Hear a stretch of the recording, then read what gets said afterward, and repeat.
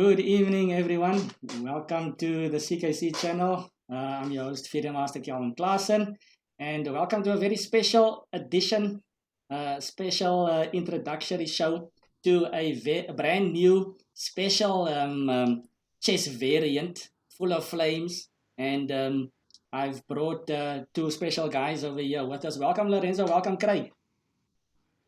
Thanks, Calvin. Hello. I'm glad to be on the show. Yes, great to have you guys here. So let me just tell you guys a bit more to the viewers out here. So Lourenzo played chess for many years. A huge chess enthusiast. He's the founder of MRL Chess Club. Of course, he played for Mitchell's Plain Chess Club as well. And he has also hosted numerous Fisher Random and MRL Paradigm tournaments. I remember Henry Steele saying a couple of weeks back on the show, on this channel that he said that you'd play in any event that Lourenzo organizes. So that says already a lot. And of course, he's got three daughters who actually did exceptional in chess thus far. All of them receiving SA colors and so forth. So welcome, Lourenzo and Craig Willenberg. So Craig is the son-in-law of Lourenzo. So he married Lauren, and of course he is part of Steiner's Chess Club. We've had a lot of Steiner's guys on the show. So welcome, Craig. And then he's a strong chess player, one of the top players in the country, and of course a top coach. And he is the co-founder of the Paradigm Chess30, what we are going to see tonight.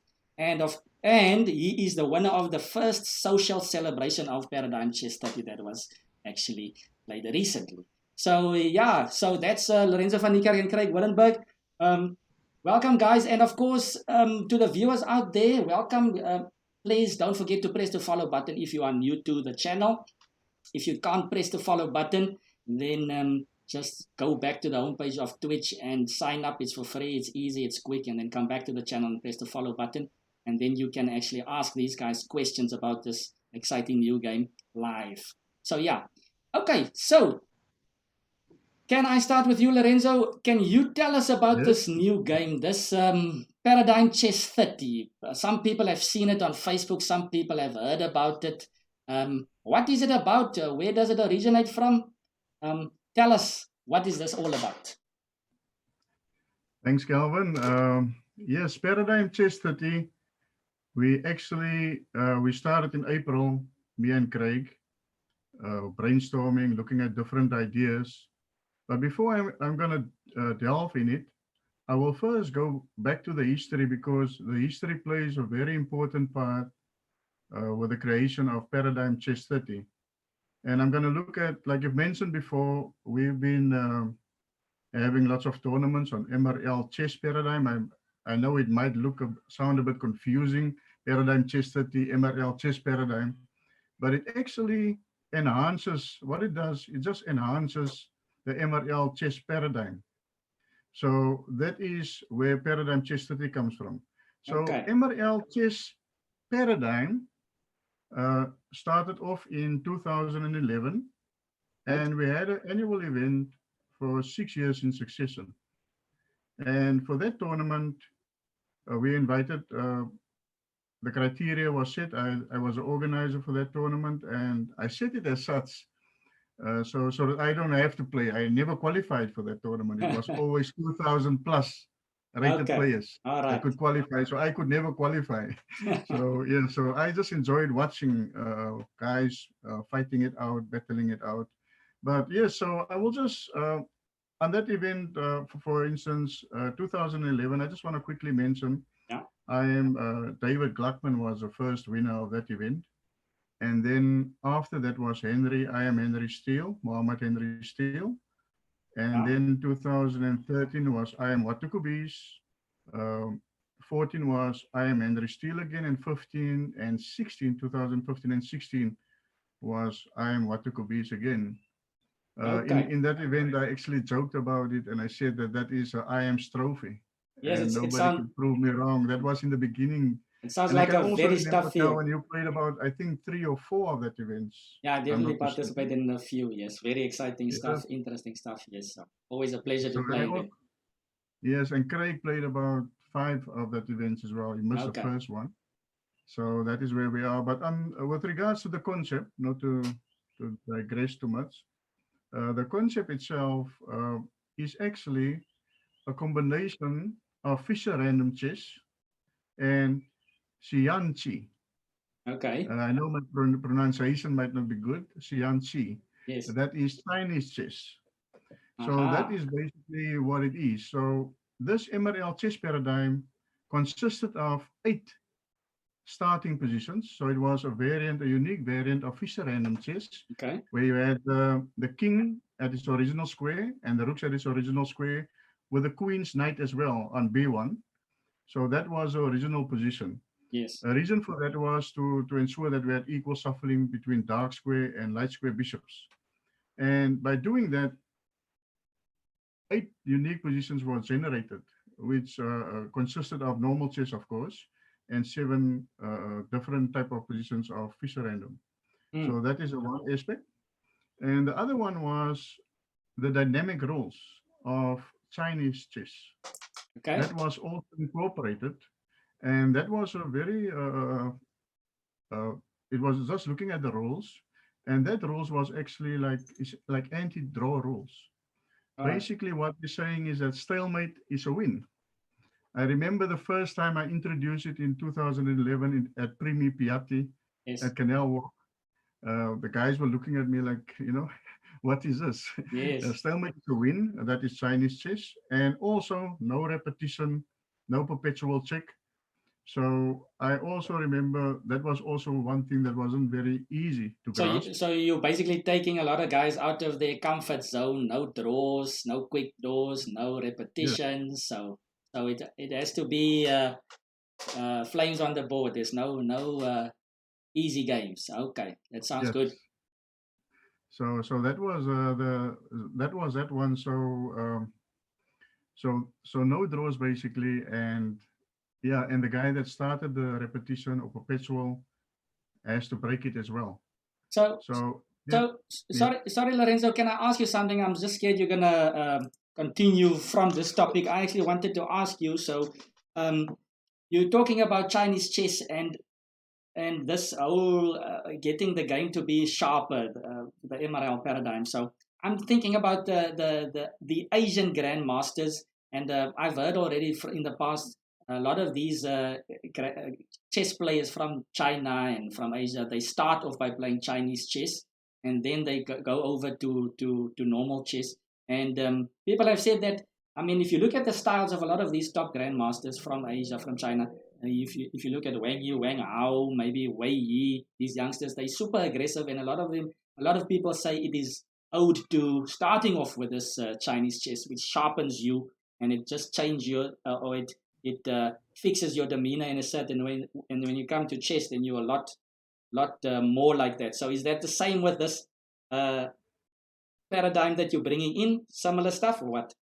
yes. I was actually, Calvin. I was actually inspired at the time. It was 2005. Yeah. There was an article by Professor Lee, a chess-based article. You can Google it, All where right. he actually made that statement, saying that Chinese chess players excel in normal chess because they start playing Chinese chess, Xianqi, at a Aha. very young age. Mm-hmm. So I was very curious at the time, 2005. Reason for that is because of my daughters. They were about 10, 11 years old. Yes. And I started Googling it, and I learned the game, and I actually taught them the game as well. One thing that was interesting is that because we didn't have a chessboard, a Chinese chess set, Yeah. I asked my father-in-law, my late father-in-law, and he actually made a board for us because you don't play on the squares, you play on nodes, which is a 10 by 9 Yes. board. And we use the advisors. There was 2 advisors with limited power. And then there were some other pieces there. One of the distinct pieces of Chinese chess was the cannons, which can leap. It moves like a rook, but it can leap. So it was a very Aha. powerful piece. But the problem with it is a lot of the pieces also was limited. It couldn't cross the river. So it was very realistic. The Yeah. king couldn't leave the palace, but it had a latent power. So there was a lot of things with regards to that. And what made Chinese chess so difficult was you couldn't defend pieces so easily. Yes. So you have to go for the king. That was the only way you could defend. So that is an uncompromising style that he was probably referring to. Yes. So that is why that was one of the things that I look at, and it was quite interesting, but not close to chess, our beloved game, because in chess you have the strategical aspect. It's not one dimensional, and that is what makes chess so beautiful. Yeah. Okay. So yes, and Okay. also I didn't mention about the knight movement, of course, the Sanjios. Yeah. But Craig will also go into more detail on that one when he gives some detail on the practical aspects of the game. So Okay. yes, just in a nutshell, so we looked at that was a foundation. Fisher Random also inspired by what Fisher did, also uncompromising style, playing from the start without preparation. So that is also what was very, very, very nice about it. So that Okay. was MRL's paradigm. So me and Craig, we did some research. We look at other variants, and one thing that was interesting was also Capablanca chess. We look at that Okay. variant as well, because remember Capablanca mentioned about 100 years ago that chess is played out, and we needed to introduce two extra pieces and a bigger board. But Okay. everybody was laughing at him at the time. Obviously, he was wrong. He was 100 years ahead of his time, Yes. and we're still playing chess until today. So, but yes, that was an interesting concept there, where he wasn't the originator actually from of that variant. Okay. It was actually Pedro Carrera in the 17th century. He All right. actually started off this extra pieces, introducing this extra pieces, Okay. which is a chancellor and the archbishop. The archbishop was a combination of the king and the knight movement. Yeah, knight and the bishop. Sorry, the knight and the bishop movement, Okay. and the rook and the knight movement was the chancellor. Correct. So Okay. that was what we had. Yes. So that was an interesting concept, but you will see how it actually uh, uh, connect with what we were doing. So, and then also Yasser Saravan in 2007, he and Bruce Harper, Yeah. they looked at the Capablanca chess concept, but he didn't like the 10x8 checkered board. Okay. So he said he want to keep the 8x8 board. So how could he do it? He was joking. There were some videos about Yasser. He's saying, okay, let's introduce the two extra pieces by playing H2, H3, A2, A3, and put the chancellor and the archbishop in there. So that was the way he said, but obviously it looks very odd doing that. Sounds messy. Yeah, a lot of pieces. Yes. So then he and Harper, uh, they were looking at it. How can they do it? And he came up with the idea of it's almost similar to Sogi. Whenever one of the pieces at the back rank vacate, you have the choice of putting that chancellor, which is a rook and knight combination, and the archbishop, the bishop and the knight combination on that vacant square. Okay. So that was some of the concepts that they were playing with. So there's a reason why I'm telling you all of this, because this all form part of the inspiration Okay. of what we've been doing. So, and then we were looking at the chess evolution, and that is where I'm going to hand over to my son-in-law, Craig. All right. Thanks, Okay. Lorenzo. Just before Craig starts, we've had some a question here in the chat box. Sorry. Yeah, guys, just a question here. Ruan, tonight's show is about Paradigm Chess30. It's a new variant. So we've got the two founders, Lorenzo and Craig, here to explain to us what it's all about. Lorenzo gave us a bit of an intro there of the origin of it. Craig is going to explain to us a bit more right now, more details. But yeah, that's what tonight's show is about. We are even going to see a bit of playing a bit later, guys. We are going to see the Dragon Bishops move. So stay tuned. And then a question here from Mulfs 2010. You guys can decide who want to answer this one. Okay, the game is pretty new, but he is asking, do you think one should introduce China? Oh, okay, he's talking about Chinese chess, not Paradigm, or maybe he's going towards that direction. But he's asking, do you think one should introduce Chinese chess to juniors?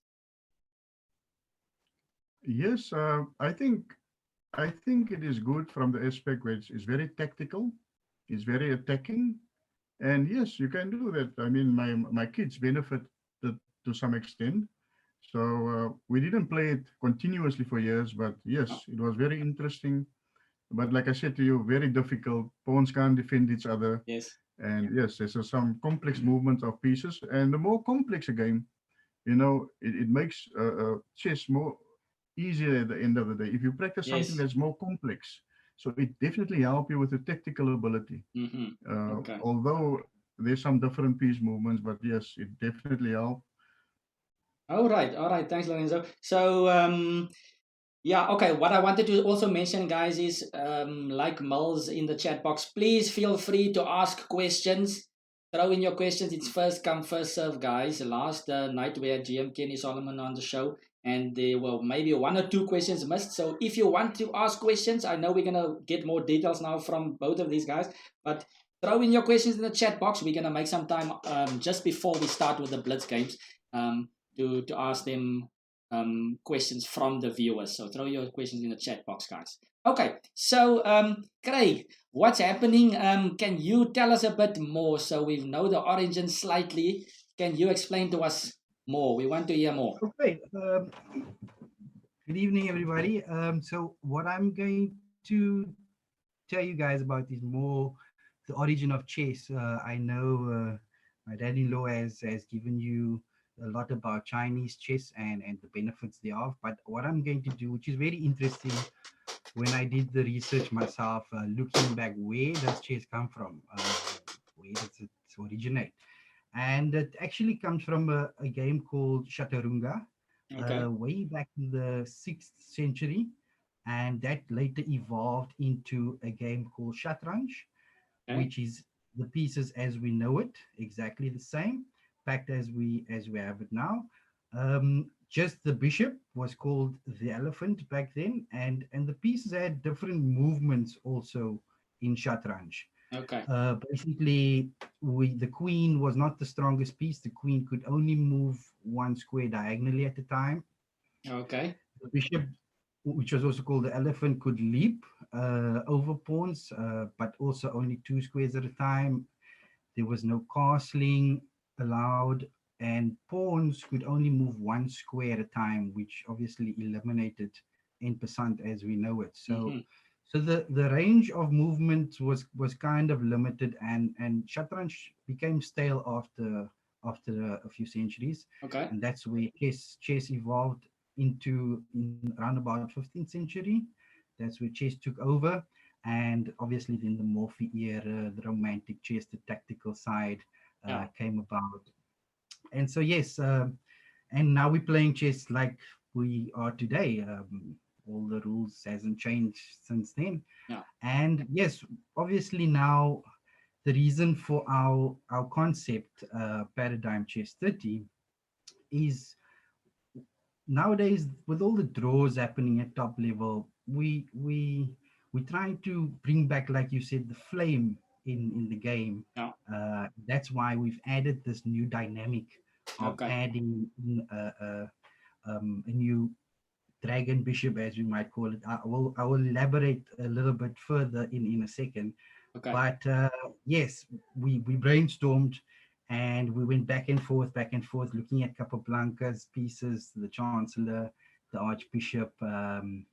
We looked at the history of the 10 by 8 board. We looked at Chinese chess, and we eventually we discovered that the bishop on our normal chessboard uh, causes a lot of draws in specific positions, such Okay. as colored bishops, as we know it, rook and bishop versus rook. Yeah. You can even, like in some positions, create fortresses with the bishop. Yeah. Whereas the knight is more of a more of an agile piece. He can they say knight endings is similar to pawn endings, which can create victories. So yeah, we realize that the bishop causes lots of drawing positions, and that's why we enhance the bishop itself. Okay. In our trial games, we actually looked at a piece of Capablanca, which was the archbishop. Now, the archbishop had the powers of the bishop and the knight. Okay. So we looked at that piece and we thought, okay, what we're going to do, we played a normal chess game, but we made the bishop, we changed it into an archbishop. So now the bishop can move as a knight and a bishop. So obviously the power of the bishop had increased dramatically because he's got now extra powers of the knight as well. Yes. And we were having a lot of fun. Almost sounds like that bishop doubled in power. Correct. Roughly about 5.5, 6, 7 with the archbishop. Yeah, the archbishop, yes, could have been a little more. Yeah. So yeah, we really enjoyed those games that we played because obviously lots more tactical abilities, and we are both tactical players, so we loved it, and we thought this was it. Okay. This is it. We need to show it to the everybody out there, but we really were objective about what we were doing and thought, but not all players play like us. Different players have different styles. Not everybody's as tactical, and so we thought, no, maybe this, because our games lasted 15 moves, sometimes 20 moves. Oh, 15 moves. Wow. Yeah, that was the average, about 15 moves. Okay. And it didn't seem real. It didn't seem like it would take obviously there were no draws, which is the main aim of Paradigm Chess30. Okay. Then we looked a little further, and we looked at Chinese chess, and there is actually a piece also in Chinese chess called the Zhangyi horse. It moves very similar to the knight, but it doesn't jump over pieces. So I'm going to give you a demonstration in a bit. Okay. So before we look at the demonstrations, I want to tell you that we took the bishop and we added the powers of the Zhangyi horse to it, which is very similar to the knight, but I just want to show you guys a diagram. Okay. So can we? I just want to open up the movement. Okay, so the movement diagram. The movement of the yes. All right, let's check this out. The combination of the bishop and the Zhangyi horse from Chinese chess.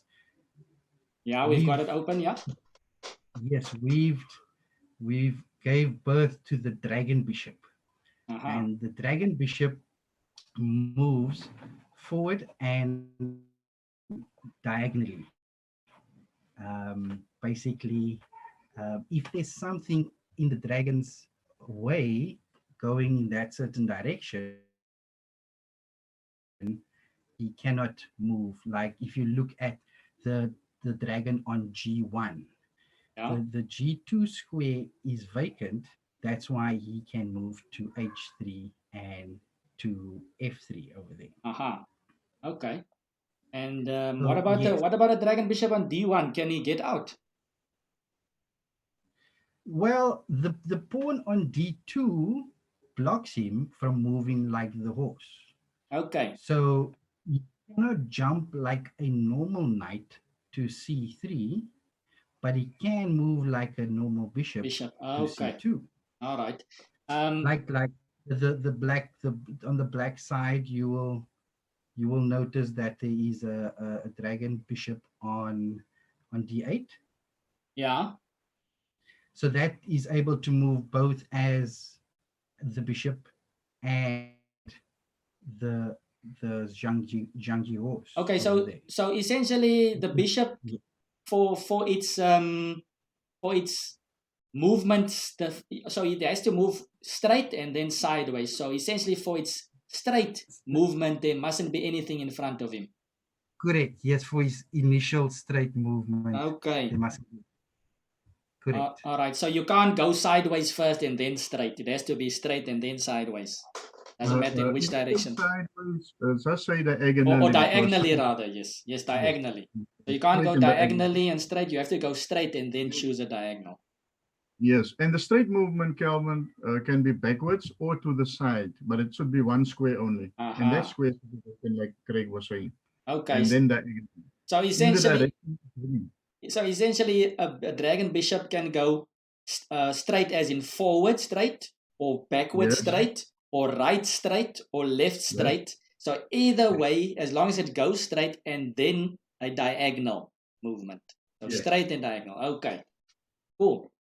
And Yeah. Okay. So yeah. Go for it, Calvin. So now, and the only dragon bishop we didn't mention here is the G8 one. So the G8 one can't go forward, so he can't go like a Zhang horse. Aha. You can go to H6. The square in red over there, I marked it just to show that it cannot do that, but it can move like a normal bishop, developing normally along the white squares. Okay. All right. Cool. All right. So that's movement. Yes. So can I just check here? Sorry, Craig. I just want to mention Boom Shaka in the chat box says, "Whoa, this is so cool. So would you give up your dragon bishop for a rook?" There's a question. That's a very good question. Okay, I will elaborate on that. Obviously, we've been testing the variant with many trial games, and one of the ideas that was proved to be very good was rook lifts, because the dragon is slightly more powerful than the rook. Okay. We rate the dragon bishop to be 6, 5.5. Sometimes it can be restricted, but yes, the rook is definitely inferior to the and I suppose the dragon bishop, like the natural normal bishop, also increases strength the more open the position gets. Yes, that is correct, Calvin. Similarly to normal chess, where bishops are superior in open positions to knights. Okay. So in paradigm Chess30, everything is just faster. All the principles apply as for chess. Developing is key. You must develop extremely fast. And like I said, now open positions favor the dragon bishop, and it becomes extremely strong. Okay. Like Craig was also mentioning, when he mentioned about the draws, one of the things that we found was that the dynamic aspect of the game. Why do we have rook and pawn endings? And you've seen in top level chess, rook and pawn endings, most of the time it ends in a draw. Yes. Right? Sometimes you're pawn up as well. It depends, of course, how strong the people are that's playing, but generally, I'm just talking generally speaking. And why do we get to that point? It is because we have equilibrium. Equilibrium, it means that with a knight and a bishop being perceivedly, we say it's 3 points, it's easy to exchange. And what do people do? Bishop takes knight. It's easy to exchange minor pieces. And also when bishops are facing each other, they will rather exchange it, neutralize each other, than to move away to give the strength to the other opponent. So what we're saying actually is that what we've done is by enhancing it, giving it extra power, a little bit more power, you will not want to exchange pieces. So exchanging pieces doesn't happen so quick. Yes. Like I was saying, bishop takes rook will not happen. Yes. Bishop takes knight will not happen. Some of you that remember the Alekhine knight on f5 attacking the king. The king side, for instance, if you have a white knight on f5 and a king side, there, Alekhine, that was his favorite knight to attack on g7. Right? Now, in this case, that knight will be super powerful. Yes. Because, especially with the outpost, because only a knight can neutralize a knight unless you have an exchange sacrifice. So bishop takes knight is out. Depending on the position, we had some games where we sacrifice a dragon bishop for a knight because it was too powerful. Yes. So that is a type of dynamics that we've changed by just adding that dragon bishop. Yes. The dynamics in chess just changed completely. And so, Lourenzo, I guess there's a question in the chat box, but I think you're basically answering that question now. Let me just read a statement here and then I'll show you the question, but you can continue if you have more to say because this question is exactly on the head there of the nail. So Lizzie Lambert says, good evening, Mr. Lourenzo and Craig. And welcome, Lizzie. And Mr. Bombastic, he says, I stream a lot of variants and I am involved quite a bit with it. I do commend you for using a standard board and pieces that will definitely help with accessibility. Definitely so, Mr. Bombastic. Thanks for the comment, and Mr. Bombastic seems to be into his variants, so he's excited about this one. And then Lizzie Lambert was asking here, I would like to ask, how do you see chess strategies changing in Paradigm Chess30? So that's why I'm saying you're probably answering that question with the dynamics and the changes in that. So if there's anything you can add to that? Yes, the exchange sacrifice. You know, Petrosian would have loved this game. You know, he was a master in exchange sacrifice. So you get it very often where you even the rook, where you sacrifice your rook for a knight, for instance. That is common as well, and even giving up your rook for a knight is the same basically, sacrificing it or giving it up, because then you know in effect you have two knights and your opponent only have one knight to remove that two knights. Yes. So one of the knights, if it has an outpost, will be extremely powerful unless you sacrifice back, which we also do a lot. So like I say, it's also like, it's like chess, the same like chess. You need to know when to sacrifice, exchange sacrifice, when the game changes, when it's more powerful, certain pieces are more powerful. Like I've said already, we've sacrificed the dragon bishop. In the beginning, you have the hype of the dragon bishop. You don't want to give it up. That's the ultimate. Yeah. But we played a game, me and Craig. His knights were strangling me, and I had to give my dragon bishop back. He sacrificed his dragon bishop earlier. So that is typical dynamics as well. So, and even, like I said, even if you exchange queens, like in normal chess, you exchange queens, you go to a middle game without queens or end game. If you exchange queens here, the game is still very much alive. We've played a lot of end games as well, very dynamic. So yes, it stays there. Okay. Like I said, all the principles in chess apply, but it's faster. All right. Thanks, Lourenzo. So yeah, so we looked at the movement now. Where are we going to next? Okay. Yes. Before we move on to the next diagram, I just want to add something in there. To movement. No. To what Lourenzo was saying. Oh, all right. You mentioned the dynamics has increased, and also just to touch on what Lizzie Lambert asked, how does it change the strategy? Does it improve it? So basically, what happens is the main thing that it causes a huge imbalance in the game, which gives each piece its own value. So that's what cuts the draws out completely. And also we used to like Lorenzo said, the exchange sacrifice. Rook captures knight or rook captures bishop. That's a common one in our games, in our normal chess games, and it's quite a nice one if you can pull it off. With Paradigm Chess30, you sacrifice your queen for a dragon and a knight. You sacrifice your dragon for two knights.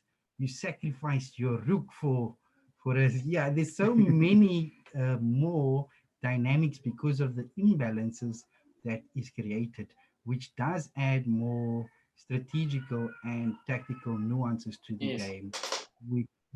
We all still have to learn. We'd be all beginners at this variant, but the amount of games that we've played, myself and my dad-in-law, and also we had friends, we played it amongst friends, we thoroughly enjoyed it, and there's so much to learn. Let me just take you to another diagram. Just hang on, Craig. So just to paint it out very directly to the viewers, like what I'm thinking here is that what you guys have mentioned is essentially in the game of normal chess, there's two knights and two bishops that you have. So your opponent also has two knights and two bishops. So essentially there's you've got 4 pieces and he's got 4. There's 8 pieces with the same value that you can swap off. There's 8 different pieces. But in this Paradigm Chess30, because the bishops are stronger, there's only, everybody's individual, there's only 2 pieces you can swap off, basically. So there's a lot more exchange sacrifices. Exactly what these guys were saying there. So just to put it out very simple for everyone. And then another question here from Mills. Mills is asking, is there a chess site where one could play this? Okay, Calvin, if can I talk about that one? Of course. Okay. And, we have Charles de Villiers. He actually completed the phase 1 for us. That is why we will be able to play a game with some limitations. It's not like a website, a lead chess version, but at least we could practice with this. And it's a virtual desktop. You can play it via any desk. It has a time control as well. So I'll make this available to each and everyone. You can just post it on your website, Calvin. Okay, all And right. if people want to play any desk with any desk or team viewer, at least they can play. They have something to play. They can get familiar with the movement of the piece.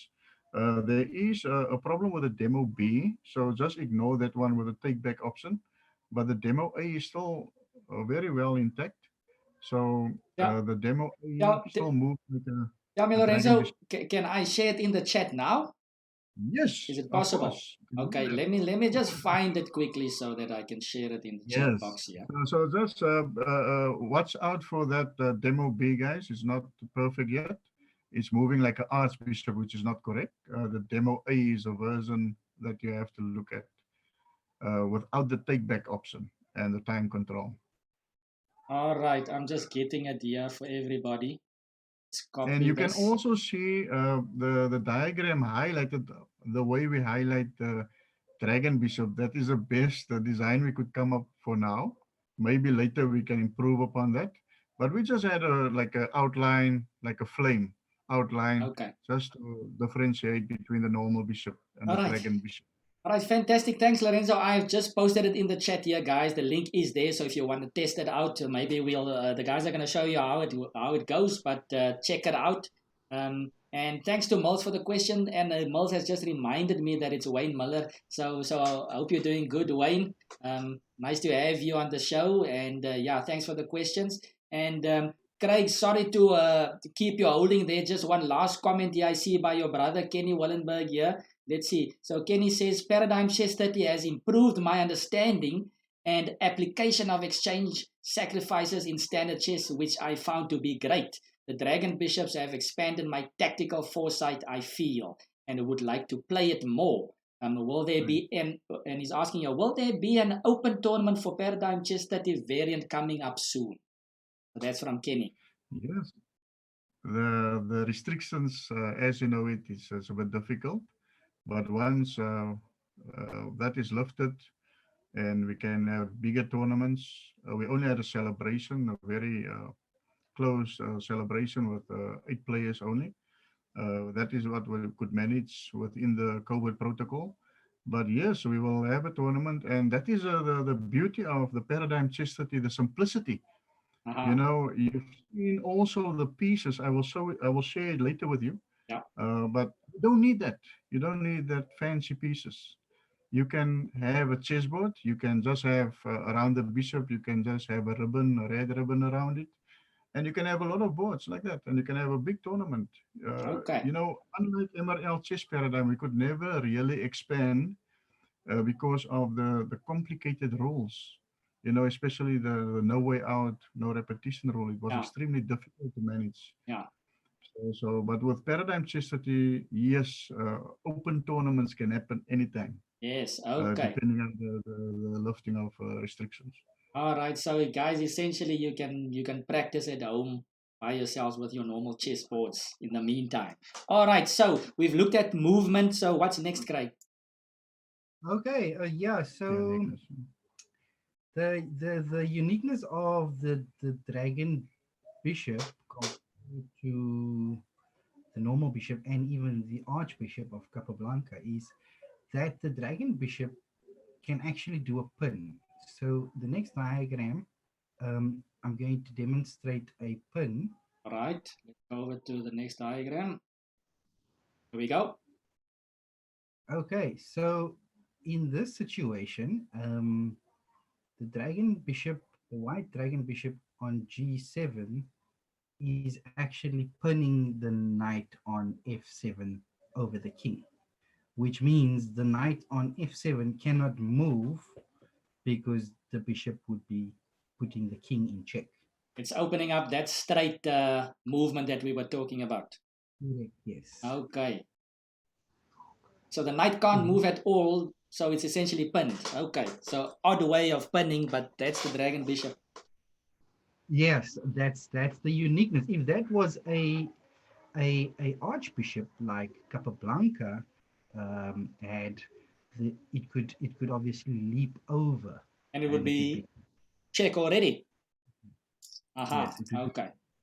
be because as we said, the archbishop was extremely powerful because it could leap like a knight Yes. as well. But the dragon bishop is restricted in that manner. Okay. Interesting stuff. Yes. Just to comment on this position, it is very interesting.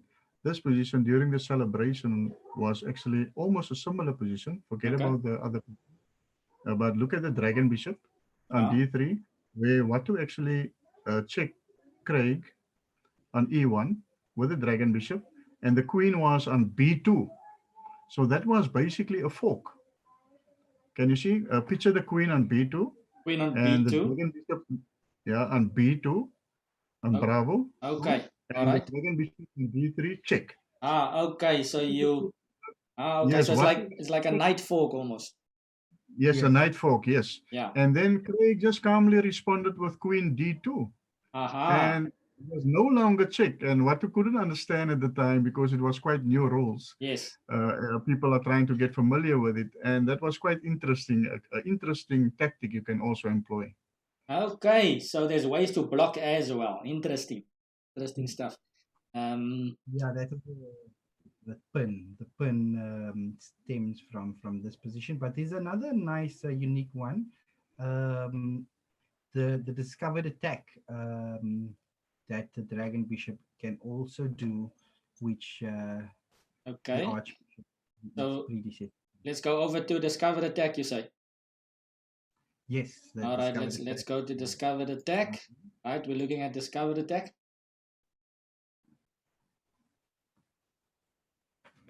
Okay, so the discovered attack is a little more trickier to understand. I'm just gonna give the viewers a second to think about it. It is a pawn move over here to e5. Right. The pawn move up to e5, and then the dragon bishop would be attacking the queen on f3. Okay. Because moved, he vacated the e4 square, which was blocking the dragon from attacking the queen. Okay. So yeah.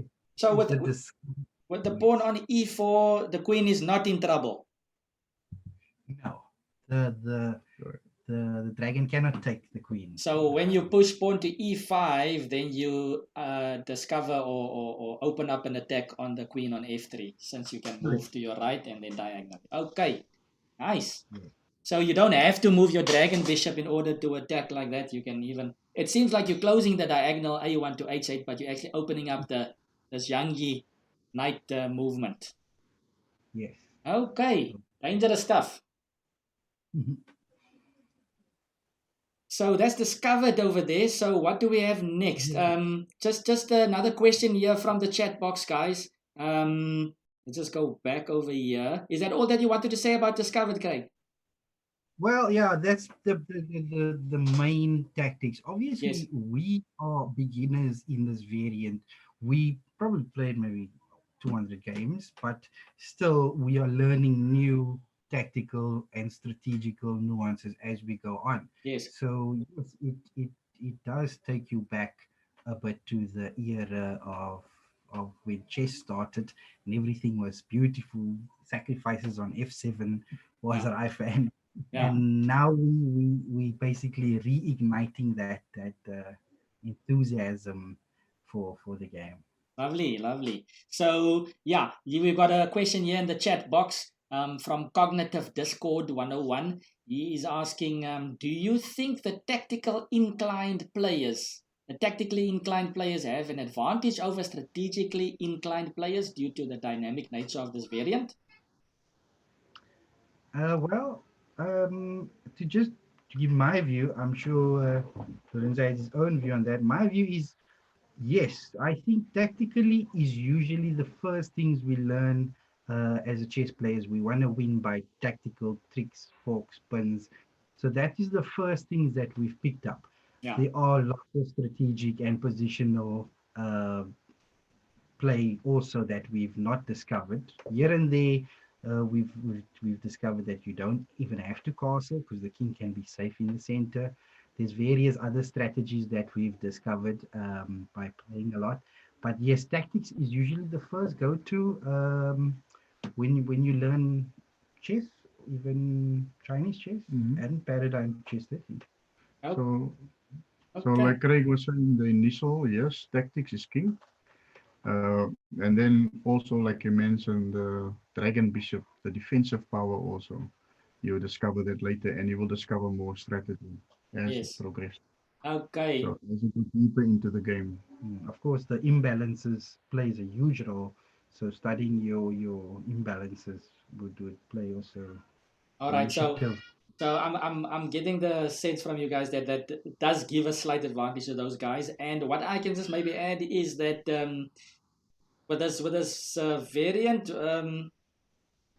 it does help. For instance, not necessarily with the moves itself because it's a new piece, but just the demeanor or your mindset playing can be adjusted. So if you maybe not as dynamically inclined in normal chess and you play a bit of paradigm Chess30, then maybe after a few games in that and you come back to normal chess, just like the Chinese chess, you could be more inclined to go for dynamics just from that training on that side. So yeah, I would also say it helps with that. So yeah, guys. So we looked at movement of the piece. We now know how the dragon bishop actually moves. It moves like a bishop and a Zhangyi horse. We've looked at the pin. Some strange pins. Looks like the dragon bishop can maybe pin two pieces at the same time as well. And we looked at the discovered attack as well. I'm sure we're going to discover some more things the longer this game gets played, even maybe double tactics. Like in normal chess, you can play a tactic on top of another tactic and they flow into each other. So a lot to discover. And yeah, thanks for the intro, guys. Anything else you would like to mention about the game before we start going to the actual chessboard? There is a very important aspect that we didn't talk about. Oh, I think I know what you're going to say. Yeah, I think it's good that you mention it. Yeah. You probably wonder the paradigm Chess30, the 30 positions. That is from the idea of Fisher random. Yeah. And from the original idea of MRL chess paradigm, where the king is at his normal position and the rooks are at his normal position. The only difference now is that we don't need the knight on b1. We don't need equal shuffling. What it means is that you can have two light square bishops in the initial position. You can have two dark square bishops when you start, because with only one movement, Sangyo's movement, you switch lanes. You switch from dark square to light square. So that is the beauty of it. And it's also unique with regards to Fisher random. If you had it in Fisher random, a king between two rooks at the standard position, you will only be able to generate 18 positions.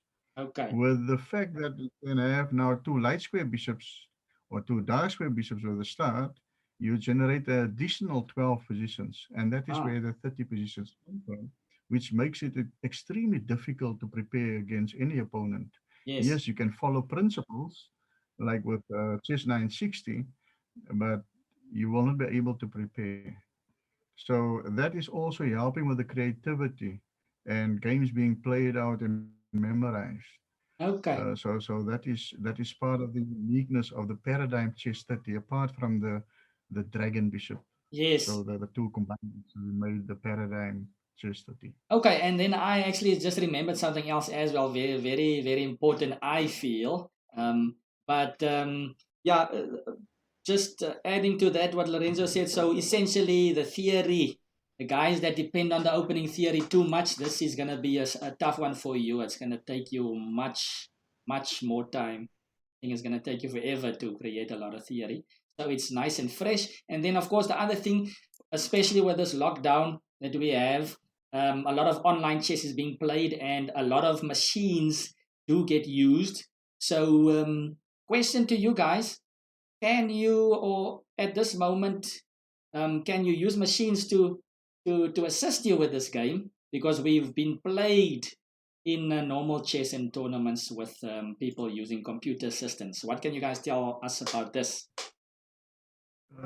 At this stage, you cannot use a normal engine to determine the best moves. Obviously, the normal engine will not give you the best dragon movement.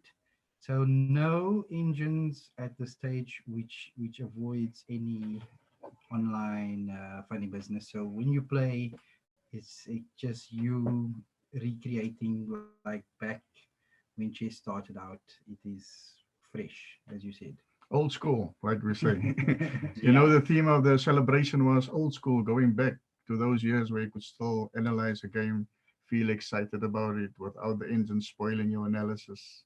You know, just relying on yourself and the beauty of the game. I think that's brilliant. And yes, there is a way to make use of engines if you swap the dragon bishops out early in the game. Yeah. So, okay, all right. So I think that's like I mentioned in my post earlier today as well. I think that's quite. I don't want to call it a relief, but I think it's quite nice to hear from a lot of us out there. So yeah, that's exciting. You have to depend on yourself. No engines, nothing, since the game is so fresh. So. Okay, so guys, please feel free to throw more questions in the chat box from the viewers out there. But I think if you guys are ready now, if you don't have... Calvin? Yes? Calvin, I forgot a very important point, actually. Yeah? For maybe you... I don't know if you have a picture of the dragon bishop there with you. True, I do not have one here. Let's check. I think I might not have it here. Let me just see here. Let's check. I might have. I showed it the other day. I think I have it here. I'm going to try my luck here if it's the right one. Let's just check quickly. Yeah, I think I got it here. Let's show the viewers. You have the two bishops, Calvin. We can't see that. Yeah, just hang on. I've got both here. Where's it now? Pieces. So I'm going to show the viewers out there what they look like. So there we go. On the left, we've got the white dragon bishops, and on the right, we've got the black dragon bishops. Can you tell us about this, the look of the bishops? I see they look differently. Yes, that is a uniqueness of it as well, something different as well. Just for those who don't know, my wife, Chantal, she designed the dragon bishop. The conceptual design, she did that for us. We told her what we would like. We talk about dragon skin, we talk about flames. And you know, if you can still recall the MRL Chess Paradigm trophy, it is basically the same design, the flame design that you see on the one dragon bishop. Yeah. The other one, the slimmer one, is the one with the dragon skin. Okay. So the design as well. So that is what we have for the two dragon bishops. So the reason why we have both, we chose both, because me and Craig at the time, we couldn't make a decision because we love both pieces. Yes. So we decided, why don't we take both? Because if you look at Chinese chess, the characters are different. We call it red and black. The pawns look different of your opponent's pawns. You know, there's a lot of pieces that looks different from each other. Yes. So we said, why can't we do this? Why not? Yeah. So we decided to do it. We had a successful celebration, and the guys didn't even note it. You know, it's just become part of you. You just play it, and it's just how the brain works. Yes. It's something new, but it's a paradigm shift, and you just adjust and adapt. Okay. Cool. So that's quite a nice design. Those are the original dragon bishops. But of course, Lourenzo, you can play them with your normal bishops, like he said earlier on. There we see them on the screen. There we go, guys. That's the fuzzy. That's the thick one. Yes, and then there's maybe a lady dragon. I don't know. Yes, and there's the thin one with the dragon skin. Okay, lovely. So there you have it, guys. But of course, you can also use the normal bishops and just like Lourenzo said, maybe put a red ribbon around, something like that. But very nice indeed. Cool bishops, dragon bishops. Okay, so is that guys? Can we go over to the chessboard? Yes, I think that will be fine. I think we covered everything. Unless we maybe the manual shuffling, tell the guys how to manual shuffle. Not needed. Yeah, so you can tell. Manual shuffling. All right, go ahead. So, you know, a lot of guys want to have access to online. You know, so if you want to maybe just play with a friend now after the show, you can do manual shuffling. You put the king at its original position and the rooks. And then you will see you will have 1, 2, 3, 4, 5 vacant squares. We always count from the long side. We don't say the queen side because there's no queen side in paradigm chess. That is the long side castling. So you count the vacant squares from that side. And when you use a dice maybe, or you can have a spreadsheet, generator, randomizer, and then you throw maybe a 6. And then you count B1 is 1, C1 is 2, D1 is 3, F1 is 4, and 5 is G1. And then 6 again, and it comes back to the beginning on B1. So you count every time from the long side. Yeah, so if you throw the next time, you throw a 3, then you count the 4 vacant squares, you count again from the long side, and then until you have 3, and then you place the second dragon bishop there. And then the third throw will be the queen, and then you count again from the long side, and then you place that, and then the knights will just follow. Okay. And then you have generated position. All right, manually. So that's how to. Yeah, that's for the placement of the pieces. All right, thanks, Lourenzo. So I think the people are itching to get to the chessboard. So we're gonna switch over to the chessboard. Cognitive Discord did mention here. He's wondering how AI Alpha Zero them will handle this variant. Okay, so I'm just getting you guys on here so that we can see you. Are you guys on? We are connected. Yes. Okay, let's go to the chessboard over here.